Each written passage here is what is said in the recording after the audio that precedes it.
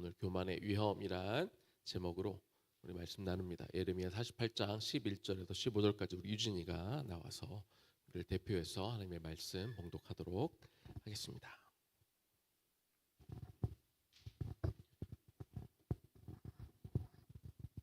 모압은 젊은 시절부터 평안하고 포로도 되지 아니하였으므로 마치 술이 그 찌기 위에 있고 이 그릇에서 저 그릇으로 옮기지 않음 같아서 그 맛이 남아 있고 냄새가 변하지 아니하였도다. 그러므로 여호와께서 말씀하시느니라. 날이 이르리니 내가 술을 옮겨 담는 사람을 보낼 것이라.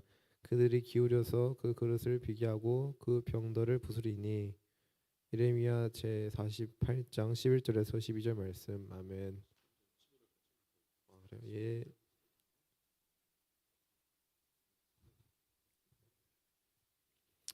이스라엘 집이 베댓을 의뢰함으로 수치를 당할 것 같이 모압이 그롯으로 말미암아 수치를 당하리로다.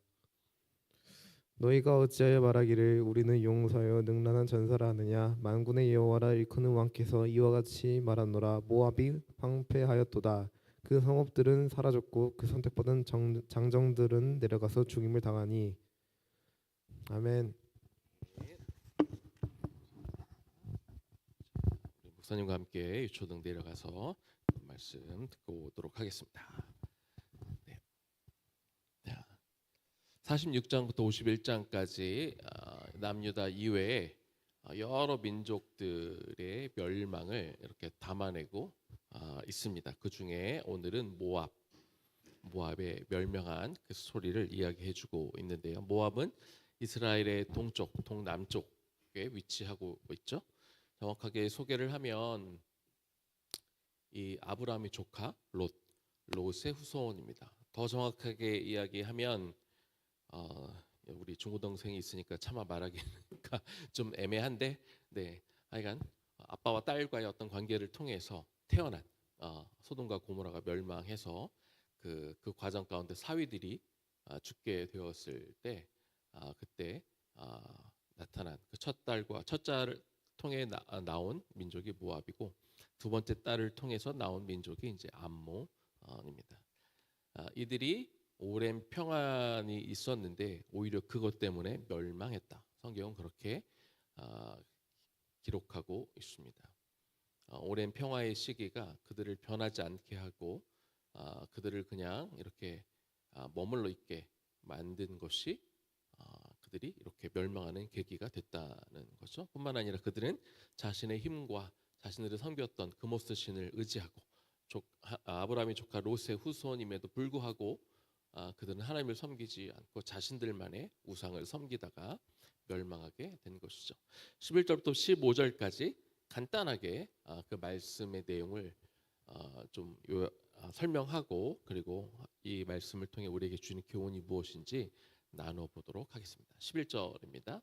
모압은 젊은 시절부터 평안하고 포로도 되지 아니하였으므로 마치 술이 그 찢기 위에 있고 이 그릇에서 저 그릇으로 옮기지 않음 같아서 그 맛이 남아있고 냄새가 변하지 아니하였도다. 자, 이 모압이 포로가 된 적이 없다 그렇게 이야기하고 있습니다. 포로가 된 적이 없다라고 하는 것은 이 모압이 전쟁 가운데 단 한 번도 진 적이 없다 그런 얘기는 아닙니다. 사실 모압은 이 다윗 왕조 시대 때 전쟁을 통해 그들이 져서 이스라엘에게 조공을 바친 적도 있고 이 바벨론에게 완전히 멸망하기 전 아수르에게 또 전쟁에서 져서 또 이렇게 조공을 바친 역사가 있습니다. 다만 포로가 되지 아니하였다라고 하는 것은 완전히 멸망당할 정도로 큰 위기까지 간 적은 없다 그런 의미입니다. 우리가 예레미야서 이제 마지막 장이 52장인데요. 52장을 읽어보면 남유다가 어떻게 멸망했는지 얼마나 그 처참했는지 52장에 좀 더 자세하게 아마 기록이 되어 있을 텐데 그 정도까지는 아니었다. 완전히 나라가 붕괴될 만큼 그 바벨론의 침략을 당해 망하기 전까지는 그런 적이 없다는 것을 이야기해 주는 거죠. 그러면서 그 모압의 상황을 포도주에 비유해서 설명을 하고 있습니다. 그것이 마치 이 술이 그 찢기 위에 있다. 표현을 하고 있는데 찢기란 게 뭐냐면 포도주를 만들어서 병에 이렇게 집어넣으면 그 시간이 지나면 그 포도주 안에 이제 침전물, 어떤 찌꺼기 같은 게 이렇게 바닥에 이렇게 가라앉게 됩니다. 처음에는 그 찌꺼기가 있는 게 향과 맛을 내기는 하지만 이것을 그대로 가만히 놔두면 이 찌꺼기가 오래돼서 맛이 탁하게 되고 좀 냄새가 안 좋게 바뀌는 거가 됩니다. 그래서 어, 그 맛이 남아 있고 냄새가 변하지 않는다고 하는 것은 처음 만들었을 때의 좋은 향과 맛이 남아 있다라는 것을 말하는 게 아니라 찌꺼기가 있는 상태의 그 오래되고 탁하고 이 상한 그 상태로 변하지 않고 침전물이 그 굳어 있는 상태에서 안 좋은 상태로 계속 남아 있다. 그 이야기를 하고 있는 거죠. 그래서 보통 그런 것을 피하기 위해서 침전물이 어느 정도 생긴 것 같으면 다시 다른 병에다가 옮겨 담아서 침전물을 제하고 또 그러면 거기서 또 침전물이 생기는데 또 옮겨서 이 포도주의 맛 향을 더 좋게 만드는데 그 과정을 모압은 하지 않았다. 그 얘기를 현재 하고 있는 것이죠. 12절입니다. 그런 모압을 향해 그렇게 그냥 늘 그 상태로 머물러 있고 변화하지 않고 그들이 바뀌지 않는 그 모습을 유지했기 때문에 하나님이 뭘 경고하시느냐? 12절입니다. 그러므로 여호와께서 말씀하시니라 날이 이르리니 내가 술을 옮겨 담는 사람을 보낼 것이다. 그들이 기울여서 그 그릇을 비게 하고 그 병들을 부수리니 그 병을 비운다. 자기들이 일구어 놓은 어떤 문화, 역사, 자신들이 어떤 자랑할 만한 어떤 업적들을 다 비워버리고 아예 그 병들을 부숴버리겠다. 모압이라는 나라를 완전히 다 깨버리겠다. 이렇게 말씀하는 것이죠. 그리고 왜 모압이 멸망할 수밖에 없었느냐? 13절에 또 다른 근거를 제시하십니다. 이스라엘 집이 베델을 의뢰함으로 수치를 당한 것 같이 여기서 이스라엘은 북이스라엘을 의미합니다. 북이스라엘 베델 쪽에 그들이 산당을 지어놓고 거기서 금송아지를 갖다 놓고 그게 하나님이라고 그들이 절하고 우상을 섬겼죠. 그래서 북이스라엘이 멸망한 것처럼 너희들 또한 우상을 섬겼기에 너희도 멸망할 것이다. 특히 이제 그모스라는 그런 수호신을 세워놓고 이들이 우리를 지켜주는 신이다. 다시 한번 말씀드리지만 그들은 아브라함의 조카 롯의 후손들이죠. 그럼에도 불구하고 그들이 그 가족에게 그들이 그 후손에 들어가지 못하고 여호와가 아닌 다른 신을 섬겼기 때문에 그렇게 멸망할 수밖에 없다는 근거를 제시하고 있습니다. 14절입니다. 너희가 어찌하여 말하기를 우리는 용사요 능란한 전사라 하느냐. 말씀드린 것처럼 그들은 전쟁에 많이 패한 경험이 없고 패했어도 아주 심각하게 패배를 당한 적이 없습니다. 그래서 우리는 용사고 전사다 이렇게 스스로 자랑하는 것이죠. 그래서 우리는 강하니까 우리는 싸움을 잘하니까 우리는 전사들이니까 우리는 용사들이니까 우리는 변화가 필요 없어. 그래서 그들은 또 망하는 길로 가게 된 것이죠. 그런데 어떻게 망하느냐? 만군의 여호와라 일컫는 왕께서 이와 같이 말하노라. 모압이 황폐하였도다. 그 성읍들은 사라졌고 그 선택받은 장정들은 내려가서 죽임을 당한다. 자, 여호와 하나님, 만군의 여호와라 일컬음을 받는 하나님의 이름으로 심판이 내려집니다. 그 심판은 철저한 심판이 될 것입니다. 이전에 전쟁에서 약간 패했던 건 완전한 심판이 아니었습니다. 왜? 아직 그들에게 하나님이 기회를 주셨기 때문에. 그 기회가 있는 동안 그들이 패배하는 건 괜찮습니다. 그러나 그 기회가 넘어가게 되면 그 남은 것은 완전한 파멸. 약간의 파멸이 아니라 완전한 파멸, 철저한 심판이 임하게 되는 거죠. 그래서 모압이 황폐해지고 성읍들이 완전히 사라지고 그 군사 용맹한 군사라고 일컬었던 사람들은 싸워보지도 못하고 죽임을 당할 것이다. 이렇게 경고한 것이죠. 자, 그러면 이 모압이 멸망하는 그런 과정들을 우리가 바라보면서 우리가 좀 세 가지 교훈을 여러분들과 함께 나눠보고 생각해 보길 원합니다. 첫 번째는요, 평안의 시기에 우리가 안주하고 고여 있으면 안 되는 거죠. 모압의 정말 큰 위기는 어떤 고난, 어떤 전쟁이 아니라 고난이 없었던 그 평안의 시간 때문에 그들에게 진짜 위기가 찾아왔습니다. 모압은 젊은 시절부터 평안하고 포로도 되지 아니하였으므로 그들의 이런 어떤 역사, 과거에 그들이 잘 나갔던 그런 시절, 그들이 좀 평안했던 시절이 오래되다 보니까 그들은 그것으로 인하여 자만하고 교만하고 그들은 변화의 필요성을 전혀 느끼지 못했다는 것이죠. 반대로 위기가 주는 기회가 있습니다.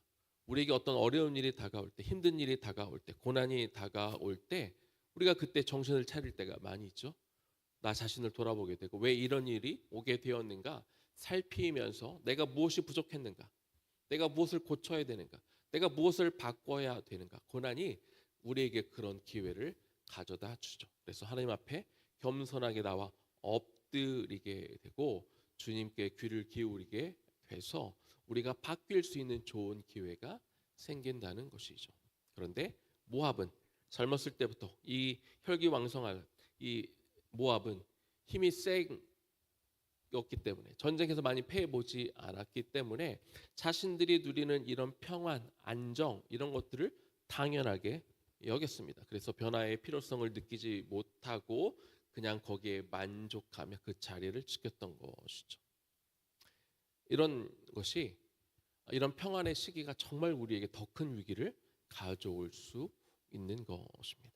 우리가 위기를 느끼지 못하면 우리는 그냥 안주하고 그 상태로 굳어져 버리죠. 그러면 우리가 영적으로도 바뀌지 못하고 우리가 그 상태로 남아 있으면 결국 부패하게 되는 것이죠. 그 술에 침전물이 남아서 이것들이 나가지 않으면 이것들이 그 술의 맛을 변하게 하고 나쁜 상태로 만드는 것처럼 우리가 안주하고 그냥 그 상태로 남아 있으려고 하면 결국 부패할 수밖에 없는 것입니다.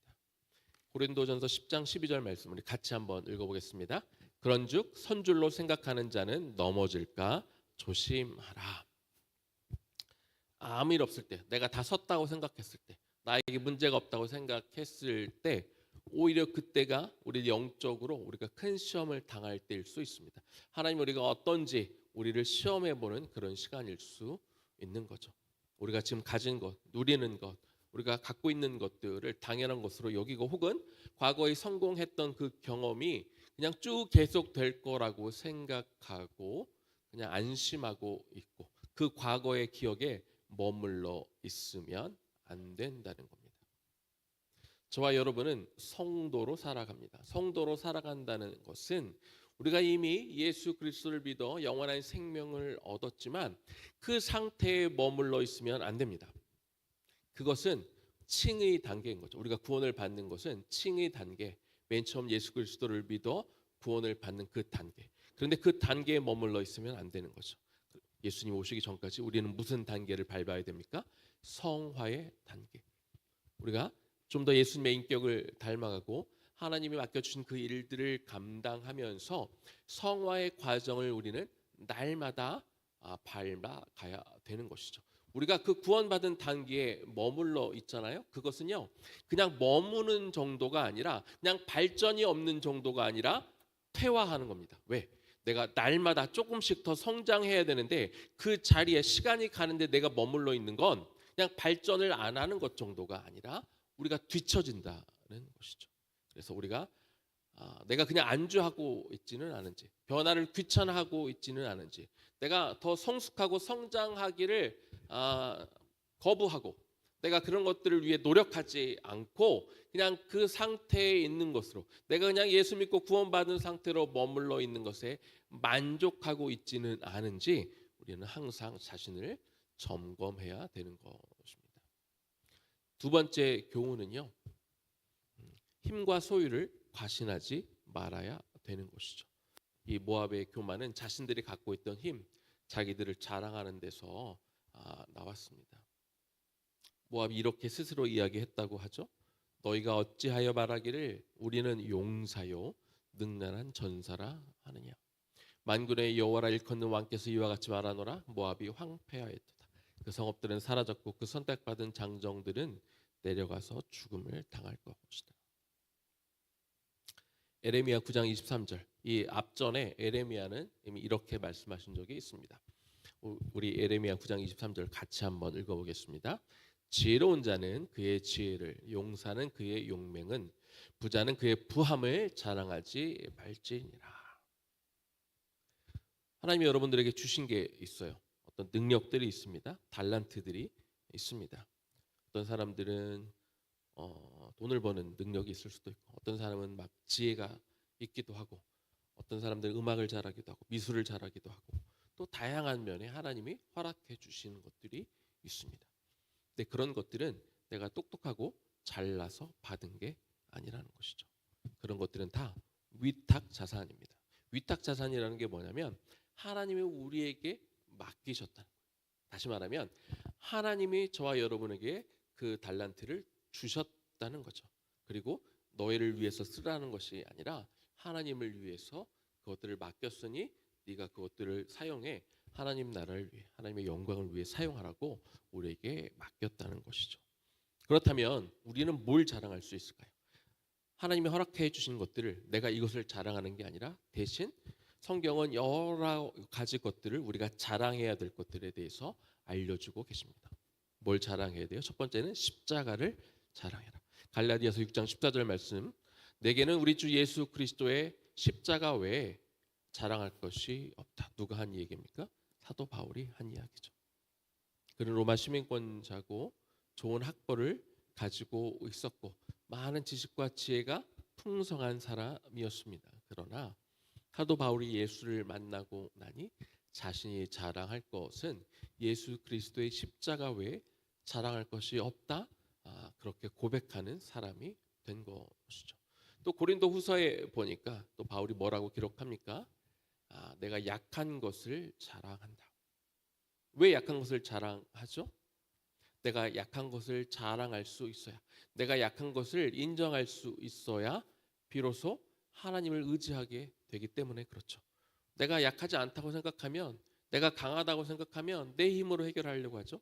내가 가지고 있는 것으로 내 것을 뽐내고 싶고 내가 가지고 있는 것을 자랑하고 싶기 때문에 내가 하려고 해요. 그리고 내가 이루었다고 자랑하고 싶기 때문에 그런 것이죠. 그러나 사도 바울은 나의 약함을 자랑하겠다. 그래서 나는 예수님 앞에 손을 벌리겠다. 나는 예수님께 도와달라고 하겠다. 나는 예수님의 도움 없이 살 수 없다고 고백하겠다. 그렇게 할 때 주님께서 오셔서 나를 도우시고 나를 버티게 하시고 나를 승리하게 해 주신다는 것을 사도 바울이 너무나 잘 알고 있었던 것입니다. 세 번째, 사도 바울의 고백입니다.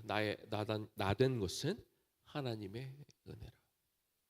내가 이렇게 바뀐 것, 내가 이렇게 하나님 나라를 위해서 달려가고 선교하고 세계 곳곳을 누비며 살아가는 것, 이것은 내가 똑똑해서 내가 잘나서 하는 것이 아니라 나를 이렇게 만드신 것은 오직 하나님의 은혜이다. 내가 해냈다, 내가 이루었다, 내가 성취했다, 내가 성공했다라고 주장하는 것이 아니라 하나님이 하셨습니다. 하나님이 도우셨습니다. 하나님이 이끌어 주셨습니다. 하나님이 이 모든 것을 이루셨습니다라고 고백할 수 있어야 되는 것이죠. 이것이 우리의 참 자랑이 되어야 될 줄로 믿습니다. 세 번째입니다. 하나님은 교만을 대적하십니다. 모압이 멸망한 것은요, 단순히 역사는 모압이 전쟁 가운데 바벨론에게 멸망당했다, 그들이 힘이 없어서 졌다 이렇게 기록하겠죠. 그러나 그들이 정말 망한 것은 그들의 교만 때문이었습니다. 여러분, 이 말씀이 정말로 무서운 말씀으로 여러분들이 정말 주의 깊게 들었으면 좋겠습니다. 야고보서 4장 6절 말씀을 같이 한번 읽어보겠습니다. 하나님이 교만한 자를 물리치시고 겸손한 자에게 은혜를 주신다. 자, 교만한 자를 물리친다. 여러분, 교만한 사람이 가까이 있으면 되게 보기 싫죠. 꼴 보기 싫고 재수 없어 보이고 가까이 하고 싶지 않고 저 사람 그냥 멀리하면 되지. 하나님은요, 교만한 사람, 이런 사람을 그냥 보기 싫어하고 그냥 멀리하고 그냥 가까이 하지 않는 정도로 머물지 않으십니다. 하나님은 교만한 자를 물리치신다. 물리치신다라고 하는 것은 적을 대하듯, 적군과 싸우듯 전쟁을 해서 물리쳐 완전히 굴복시키는 것처럼 하나님은 교만한 자와 싸우셔서 그들을 무너뜨리고 멸망시킨다. 이런 의미인 거예요. 하나님이 교만한 것을 얼마나 싫어하시는지 이 야고보서 표현을 통해 우리가 알 수 있습니다. 여러분, 하나님과 싸워서 이길 자신 있나요? 절대로 못 이기잖아요. 근데 하나님이 우리를 적으로 여길 거래요. 우리와 싸우실 거래요. 우리가 어떠할 때? 교만할 때. 어떤 것이 교만한 걸까요? 영적으로. 저 하나님 필요 없어요. 내가 다 알아서 할 거예요. 우리 가끔 그런 얘기 하죠. 엄마가 잔소리하면, 선생님 잔소리하면, 내가 알아서 할 거야. 내 마음대로 할 거야. 우리가 그럴 수 있죠. 우리가 때로 하나님 앞에도 그럴 때 있다는 거죠. 하나님, 나 좀 내버려 주세요. 내가 알아서 할 거예요. 나도 다 생각이 있어요. 나도 다 계획이 있어요. 나도 하고 싶은 것이 있어요. 라고 하며 하나님 없이 내가 알아서 하겠다고 나서는 것, 이것이 교만입니다. 또 하나님 앞에 묻지 않고 그냥 내 마음대로 하는 것. 하나님 앞에 묻는 과정은 시간도 걸리죠. 그렇죠? 바로바로 들리지 않는 것 같고 하나님이 나에게 말씀해 주시지 않는 것 같으니까 그냥 좀 기도하는 척 하다가 그냥 결국 내 좋아하는 대로 가버리는 것. 이런 것들이 교만이라는 것이죠. 또 하나님 앞에 영광을 돌리지 않고 우리가 하나님의 일을 하면서 말로는 하나님께 영광이라는 단어를 우리가 쓸 수 있으나 결국 나를 앞세우고 나를 자랑하고 내가 하나님 앞에 하나님을 대신해서 박수를 받고 사람들의 칭찬을 받고 이것을 기뻐하는 것. 이러한 것들이 우리가 우리 삶에서 얼마든지 범할 수 있는 교만의 실자라고 할 수 있습니다. 그런데 하나님이 이 교만을 어떻게 생각하신다고요? 하나님은 교만한 자를 물리치겠다. 내가 전쟁을 일으키겠다. 내가 나의 적으로 여겨 물리치겠다. 무너뜨려 버리겠다. 이렇게 말씀하시는 겁니다. 이 교만이라는 것이 그냥 단순한 조금 나쁜 죄를 저지르는 정도라고 생각해서는 안 되는 거예요. 그래서 나에게 이런 교만한 마음이 혹여 남아있지 않은지 늘 점검하고 살핌을 통해 하나님을 나의 적으로 두는 일이 없어야 하겠습니다. 그럼 이 겸손의 본을 보이신 분, 다른 성경의 인물들도 있겠지만 결국은 예수 그리스도께서 우리의 이 겸손의 본이 되어 주시죠. 하나님의 아들이시지만 하늘 영광을 내려놓고 종의 형체를 입으시고 죄인의 형체를 입으시고 이 땅에 내려오셔서 십자가에 달려 죽으시기까지 복종하셨습니다. 예수님은 하나님의 아들이신데 그냥 자기가 계획하고 생각하고 자기 마음대로 자기 스케줄대로 자기가 원할 때 원하는 일을 하신 분이 아니시죠. 새벽마다 늘 기도의 자리에 가셔서 아버지의 뜻을 구했고 우선순위를 아버지께 여쭈었고 내가 하고 싶은 일이 아니라 하나님이 하라는 일들을 하며 사셨던 분입니다. 이것이 겸손의 태도이고 좀 더 심각하게 이야기하면 이렇게 살지 않으면 우리는 교만한 것이고 우리가 교만하게 되면 하나님이 우리를 적으로 여기시고 하나님은 우리를 대적하시게 되는 것입니다.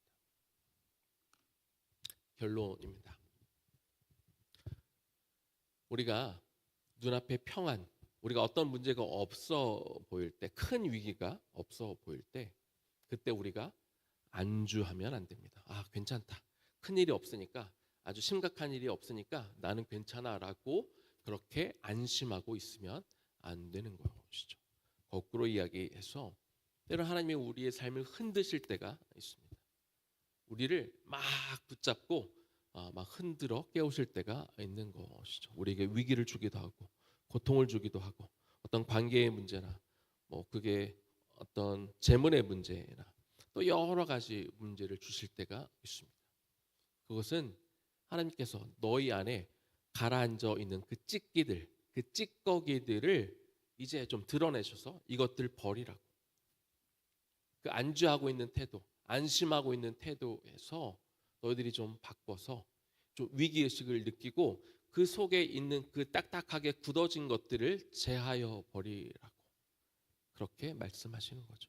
이제 그 수를 옮기라고.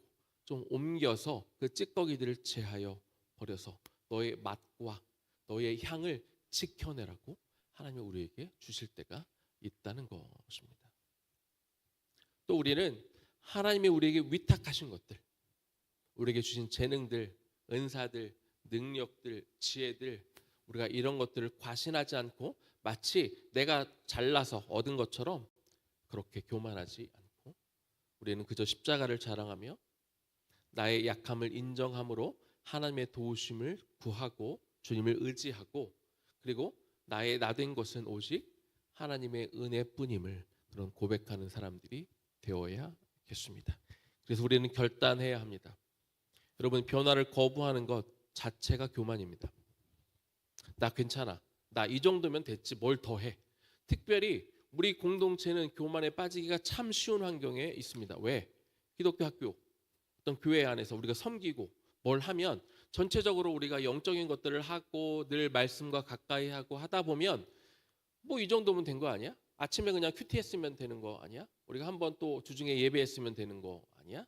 우리가 수업 시간에 뭐 기독교적인 요소들을 가르치고 우리가 그렇게 하면 되는 거 아니야라고 나도 모르게 안심하고 안주할 수 있다는 것이죠. 이거를 우리가 경계해야 합니다. 거기에 머물러 있고 거기에 안심하면 안 되는 것이죠. 하나님은 교만을 대적하신다고 했습니다. 이 정도면 충분하다. 이 정도면 됐다. 그리고 그 과거에 혹은 어떤 성공이나 내가 과거에 열심히 했던 것 그런 기억 속에 머물러 있게 되면 하나님은 그 또한 그것을 교만으로 여기시고 왜? 그 얘기는 결국 나 하나님 더 필요 없어요. 이 정도면 됐어요. 충분해요. 내 생각대로 하나님이 주시는 더 변화되어지고 더 성숙해지고 더 성장해서 더 놀라운 하나님의 일에 참여하고자 하는 하나님의 그 계획들을 무시하고 거부하는 거기 때문에 그 또한 교만이 되는 것이죠. 그 교만을 우리가 대적해야 합니다. 그리고 겸손한 마음으로 나아가 하나님 앞에 그 길을 인도해 달라고 우리가 나가야 되는 거죠. 그래서 결국 이 모압의 길, 한때 성공했으나 한때 잘 나갔으나 한때 모든 것들을 다 이룬 민족으로 보였으나 결국 멸망으로 간 모압의 길이 아니라 이 땅에 내려오신 예수 그리스도 그 겸손의 길로 걸어감을 통해서 하나님께서 여러분들 통해 이루고자 하는 것 성취하고자 하는 그 하나님의 역사에 참여하시는 저와 여러분 되기를 주님의 이름으로 축원합니다. 우리 들은 말씀 기억하면서 오늘 이곳에 계신 성령님 우리 같이 찬양하고 말씀의 근거에서 우리 같이 또 우리 열심히 또 한번 기도해 보겠습니다.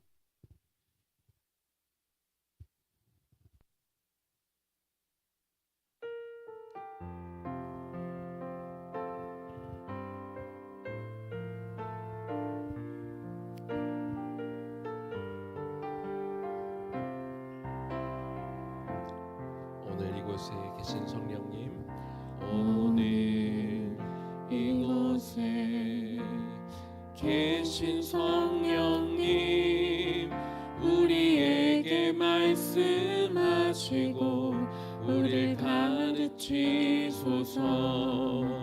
같이 우리 마음 열어주시고 주의 빛으로 밝혀 우리를 인도하소서.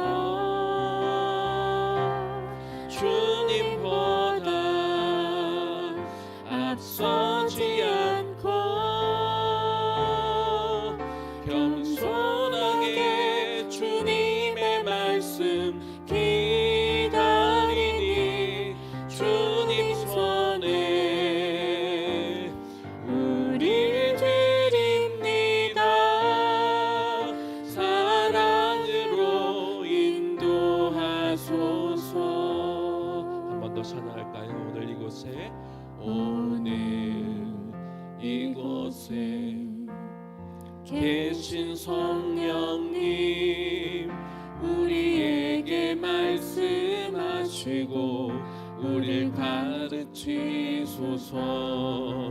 같이 우리 마음 열어주시고 주의 빛으로 밝혀 우리를 인도하소서. 주님보다 앞서지 않고 겸손하게 주님의 말씀 기다리니 주님 손에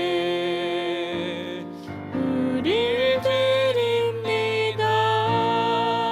사랑으로 인도하소서. 주님보다 앞서지 않고 주님보다 앞서지 않고 겸손하게 주님의 말씀 기다리니 주님 손에 우릴 드립니다. 사랑으로 인도하소서. 우리 시간 우리 두 손을 좀 가슴에 모으고 한번 기도하면 좋겠습니다. 하나님, 나 자신을 돌아보기를 원합니다. 혹시 우리의 모습 가운데 내가 지금 가고 있는 길이 모압의 길은 아닌가 생각해 보게 하여 주옵소서. 당장 큰 일이 없다고, 당장 큰 위기가 없다고 괜찮은 것이 아닙니다. 우리가 과거의 성공이나 내가 한때 했던 것들의 그 기억 속에 머물러 있으면서 나는 아무런 문제가 없고 이 정도면 충분하고 이 정도 하면 됐지 뭘 더해 하는 그런 마음으로 우리가 정체되고 머물러 있는 것, 하나님은 그것 또한 교만으로 보십니다. 우리는 성도로서 날마다 하나님 앞에 더 나아가야 되며 우리는 하나님의 백성으로 살면서 예수 그리스도가 다시 오실 때까지 성화의 과정을 밟아 나가야 되는 사람인 것이죠. 내가 그냥 이 정도면 됐다고 스스로 판단하고 그저 내 일만 더 내 성공을 위해 나아가고 있다면 그것은 우리가 영적으로 정체되고 있는 것입니다.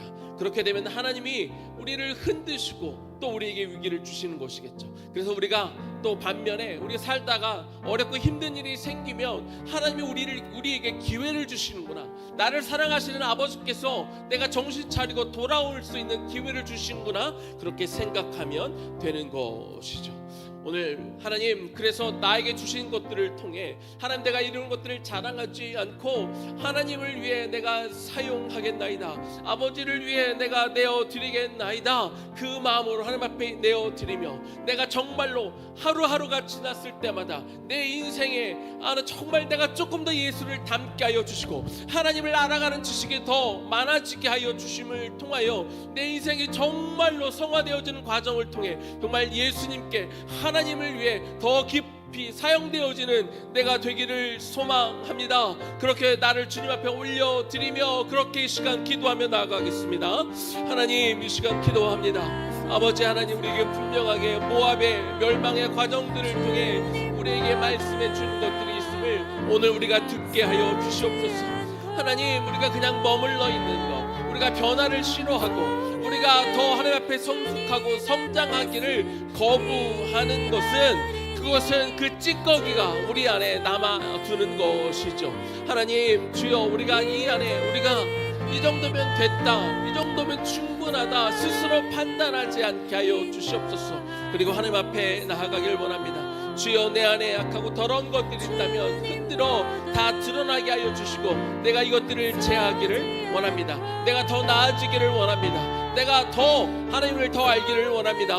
내가 조금 더 주님의 그 인격을 닮아가기를 원합니다.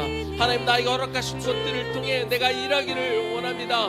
주님, 내가 주님을 위해 더 부지런히 한번 달려가 볼 수 있기를 소망합니다. 기꺼이 나를 내어드리는 우리가 되게 하여 주시옵소서.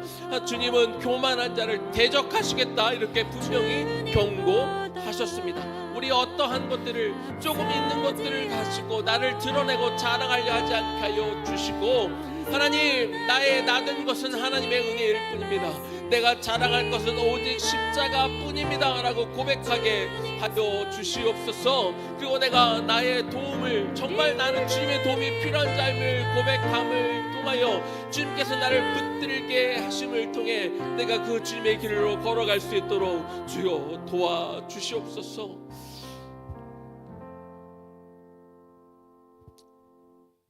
이제는 우리 주 예수 그리스도의 은혜와 하나님 아버지의 극진하신 사랑하심과 성령님의 감동 감화하심과 그 교통 역사하심이 과거의 성공과 그들이 잘 나갔던 것에 취하여 더 이상의 변화를 거부하고 그 침전물이 그 밑에 쌓이는 것도 알지 못한 채 그 교만으로 그 멸망의 길을 갔던 모압의 길이 아니라 이 땅 가운데 친히 하나님의 말씀에 따라 그 순종함으로 이 땅에 내려오시고 자기 뜻과 자기 생각대로 살아가시는 것이 아니라 늘 아버지께 날마다 기도함으로 하나님의 뜻을 구하고 하나님의 뜻을 이루어갔던 그 예수님의 겸손을 본바다. 오늘 하루 지났을 때 내가 주님을 조금 더 닮아가고 오늘 하루가 지났더니 내가 주님을 조금 더 이해하고 깨닫게 됨을 통하여 내 인생을 통해 정말 하나님의 그 영원한 길에 참여하고 동참하기를 소망하며 살아가게 될 우리 모든 하나님의 백성들 머리 위에 지금부터 영원까지 충만하게 거하시기를 간절히 축원하옵나이다. 아멘.